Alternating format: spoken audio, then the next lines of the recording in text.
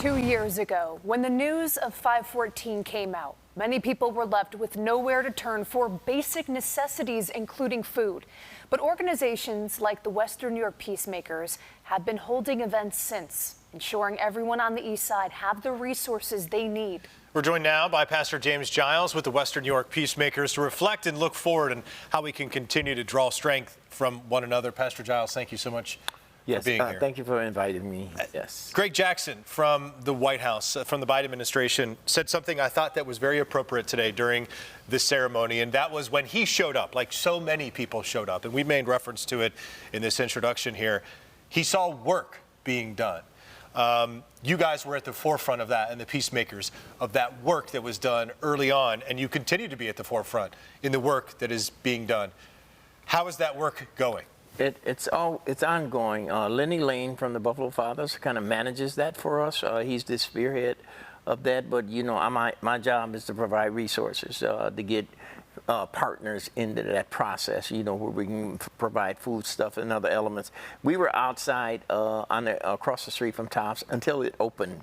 Right, and even a couple of weeks after it opened, because some people still were a little trepidate, was trepid about going in there, and so we still was there providing food stuff, and we've been doing it since then throughout the city, wherever there's neglect, wherever there's food deserts, wherever there's a shortage of food or shortage of markets that actually sell foods, especially when the community has to pay $6 for a loaf of bread and $5.50 for a gallon of milk. So we want to be there to offset that, and that's kind of what we do. Yeah, that's something you did prior to 514. It's something Yes. you remain doing today. How crucial are those resources today in a matter of healing? Yeah, so the food is good, and the sustenance things are good, but the important exchange in that is that to interact with someone that they know that cares. That's the thing, because oftentimes, society is kind of producing this very abstract engagement process where people just don't care. And now you have people, the residents, feeling like nobody cares about them.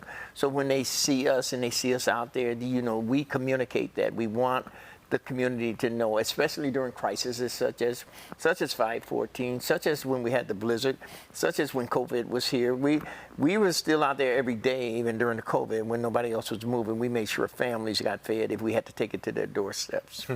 And that's one of the reasons why you guys wear the brightly yellow colored coats, to let people know we are here, we care. And it is that interaction that is so important, just to let people know, hey, there is someone here who cares about you. And I think it's gone such a tremendous way in that way to let people know that there are resources available. And I hope that we continue doing that and continue having resources available. I'm curious, we were talking during the commercial break about sort of the violence in the East Side. And violence is not a new thing to the East Side, as we were saying. But here we are, just a couple of weeks ago, teenagers gunned down less than 4 blocks away from this terrible mass shooting. Again, violence is not new on the East Side, but here's my other question. Should we as a society, as a community, believe that kind of violence would be eradicated in 2 years, even though we went through a mass shooting?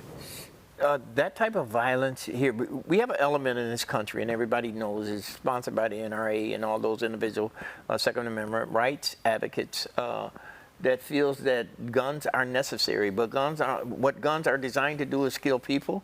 They're not particularly guns that they're using, automatic weapons. Even if they say, well, we want the freedom to hunt, well, give the animal a chance. Pick up a bow and arrow, then give them a chance. Make it a sport instead of this instrument to kill. And it kills, it harms, it hurts so many people. And anytime you have a public school where mass children get shot, and the government, Congress, and all of them won't do anything about that, then I know they don't care about what happened on the East Side or any other community like this. So that's not about to change, and we know that it's not to change. But the country must do something about this domestic terrorism that's going on. That brings it to another level, And it's funny to me that African American, no matter what's done to African Americans, right, we're resilient enough to stand it and withstand it and then be strong because of it. But the other elements within this country infrastructure fails to do anything about it. They will about any other ethnicity. They will rally and they will begin to move laws and shape laws, but they will not do it no matter what African Americans have to deal with. They will not begin to change laws to benefit us and for the good.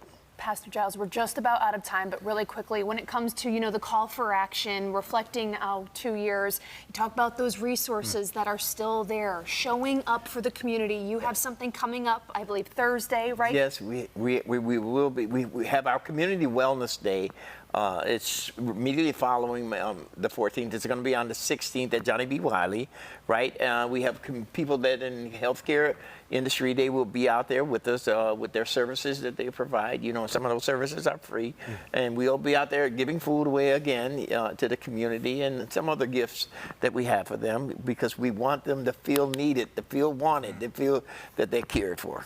Again, the resources are out there available. If you missed that flyer, we're going to have this interview posted on our website, WIVB.com. Pastor Giles, thank you for being here. Anytime. Thank you for what you do for our community.